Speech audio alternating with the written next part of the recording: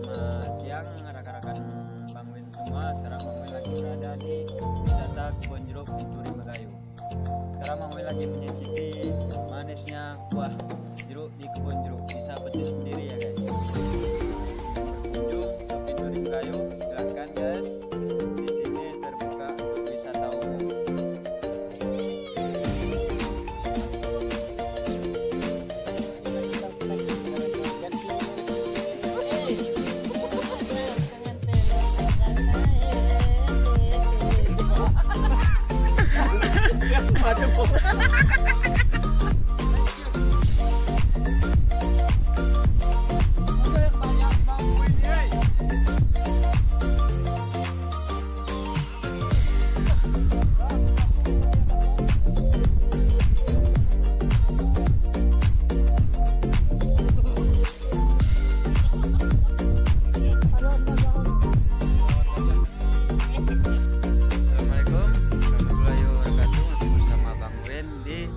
Wisata Kebon Jeruk Pinturi Megayu.